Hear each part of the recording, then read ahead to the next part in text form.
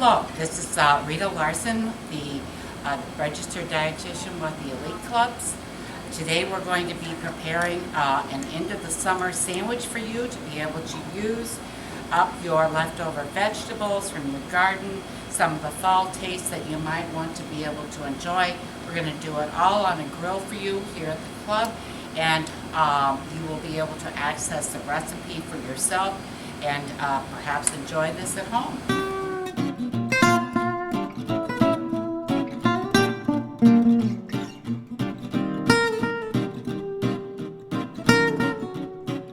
So now we're getting our grill ready to go, and it has been heated up to 350 degrees. It is the George Foreman, which of course is something that many of you will have at home, or you can use your grill outdoors. But the grill outdoors probably just needs to be heated to a medium heat, which is also 350 degrees. So this is very much like that outdoor grill. And then of course we have the plate in here that is going to have the lines in it, and consequently we will have a similar lined or panini type look as this vegetable panini is supposed to be. Of course, I'm going to be using my French knife here, which I have become pretty accustomed to using, and just be able to start working pretty quickly with this vegetable. It shouldn't really take you very long to do the things that you are doing, and with the majority of these vegetables, we'll just peel them and then slice them very, very thin. So we want to make sure that we can do that and still have a nice size sandwich. So there we are. We've got some slices there.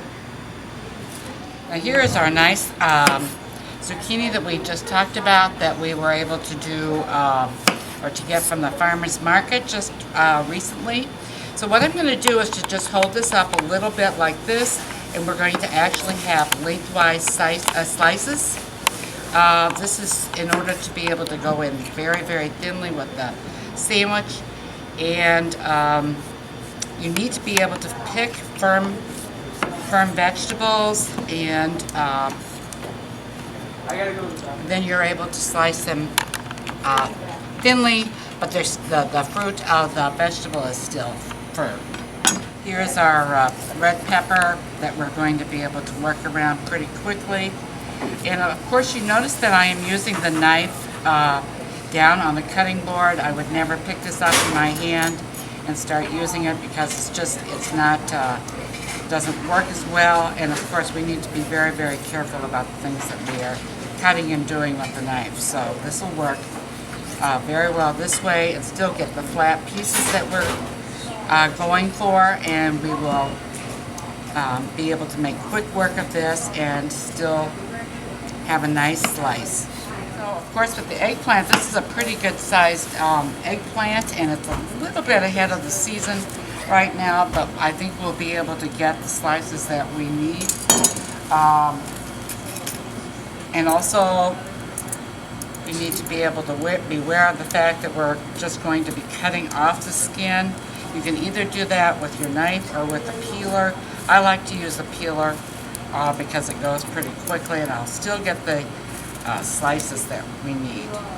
Eggplant is something that you either grew up with it or you've had some exposure to it in order to be able to enjoy its nice flavor. And you see there's a couple of bruise marks here. We will cut around those. It's something that always happens with our vegetables, and we'll cut around that and be able to proceed. The eggplant itself has just a very few seeds in it, and we'll be able to use that and work around that a little bit, but it's natural to the eggplant itself. So here we are, pretty well finished with the vegetables. It's only taken a couple of minutes for us to be able to cut these up, even with the peeling of the eggplant. So it was a lot of fun to be able to do that. Lots of people have a problem being able to cut up vegetables, and they say, oh, it's going to take so much time. It's difficult for me to do that. I don't want to do that after my day of work. And in reality, it's really easy to do as long as you have a nice knife, a sharp knife like my French knife here, and also that you have a good cutting board just for vegetables, and then every time you've cut something, especially if it has juice, you wipe it off. So it's nice and dry for the next one, and we don't have anything squitting on you. So we have our 3 cheese bread here, and we are going to be putting just a little bit of this pesto on each of the inside sides.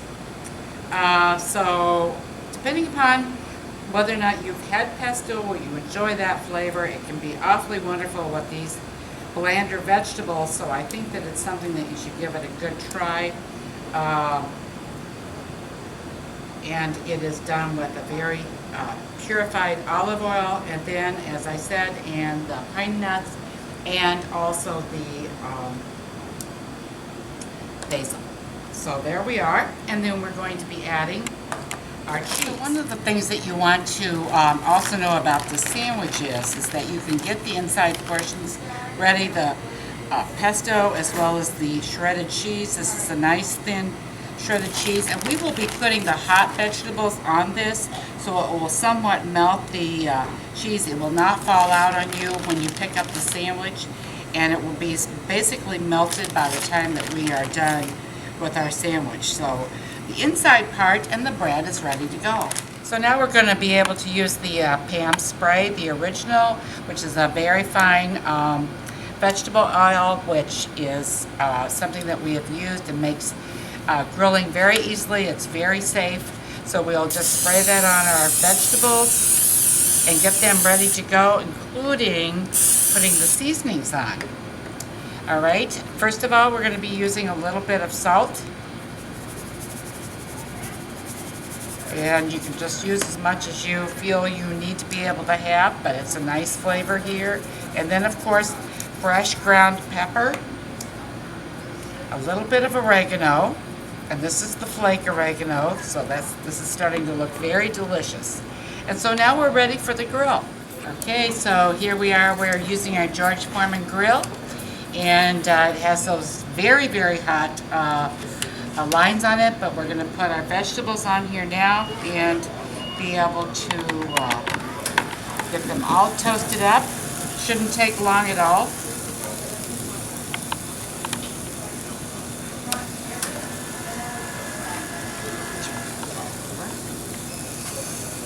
Another.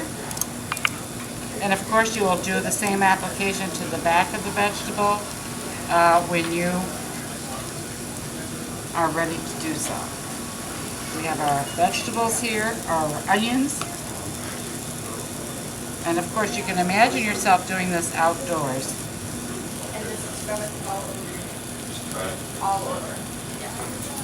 And it should happen very, very quickly. Probably within 3 to 5 minutes you would be all set. So let's see, I think we need a little bit more of the red pepper. And that looks good. We're just doing one sandwich here. We have enough here, probably for 2 sandwiches, maybe 3. All right, and then we'll put our lid down and wait just a few minutes. Here we are with our grilled vegetables. It's just taken a couple of minutes. It's turning out very beautifully, and I have to admit, the smell is really wonderful. So we're going to position these right on our sandwich as they fit well across the bread, and that's one of the things to consider when you're picking the vegetables that you're going to be using and their size. So this has worked out quite nicely, and you can do them vegetable by vegetable. We've got our peppers here that are coming off. Got some nice grill marks there. Oh, this smells wonderful, just wonderful. So we've got this all ready to go, and then we're just going to finish up our assembly here in just a minute. So 350 for just a couple of minutes really did work out. That's great. So here we are with our vegetables, and then we're going to just add our very last ingredient, which is going to be the sun-dried tomatoes, which is going to add a tremendous amount of flavor to our sandwich. And of course those are the ones that are cooked slightly in oil, and then they kind of soften up in this in the jar. So kind of make it easy to be able to do, but you can also do your own and use your own oil and just cook them for a couple of minutes. But I think that's going to be very good. All right, so probably the trickiest part is putting both sides of this growing sandwich that we have here, and I think I'm going to work with the sun-dried tomato and my spatula here. It looks like it's all set to go, and then we can just grill it for its final assembly. Okay, so here we are. We're going to go ahead and just add just a little bit of Pam to this sandwich, and then we are going to turn it over and just add a little bit more of the spray vegetable oil, and on the grill it goes. So there we are, and we will have a sandwich in just about a few minutes. Here we are just a few minutes later, and here's our wonderful sandwich, which we have been able to just start thinking about tasting this. Oh my goodness, it's just so lovely. So there we are, and then we are going to cut this on the diagonal. And this is absolutely crunchy and wonderful, like a panini should be. So here is our sandwich. It has a nice crusty outer, and it has grilled to perfection with the vegetables nice and cooked and wonderful inside, and the cheese is melted. It looks so yummy and so good. So it's hopefully something that you'll want to be able to try as the summer winds down and we get into fall. Thank you so much for watching the video today. We have enjoyed making this vegetable panini for you. You can do it on your grill or outdoors, but we've enjoyed our George Foreman. And we have this ability to be able to talk to you regarding recipes, good nutrition, and all kinds of dietary issues that you might have at the 5 clubs throughout the Milwaukee area. So give us a call. This is Rita Larsen signing off, and I hope you'll try the sandwich.